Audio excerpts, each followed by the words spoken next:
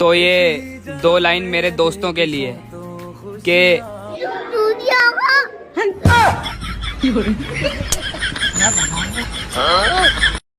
काश मेहरारू लोन वाला गाड़ी के किस्त के तरह रही, जब ले मन करी किस्त जमा करके चढ़ती, आ मन भर जाई तो 2-3 गो किस्त तोड़ देती, अपने कंपनी वाला ओकरा के टांग के ले जाई। मिलल है झपहा में। अरे भाई तू दारू पीना कब छोड़ेगा? मुझे नहीं पता है, मुझसे मत पूछो ना।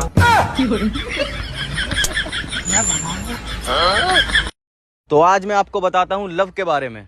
लव श्री राम जी के बेटे थे। अधिक जानकारी के लिए रामायण देखें। धन्यवाद। अरे भाई तेरी शादी कब होगी? मुझे नहीं पता है, मुझसे मत पूछो ना।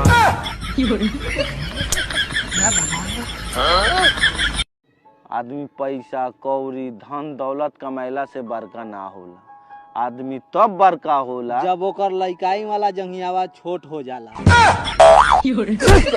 बस चल पागल। जब हमारे यहाँ के भोजपुरिया पति परदेश जाते हैं तब उनकी पत्नी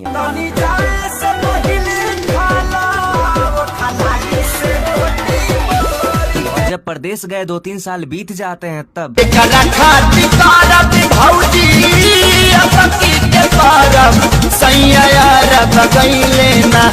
एक दिन उनकी पत्नी को पता चलता है कि उनके पिया परदेश से आने वाले।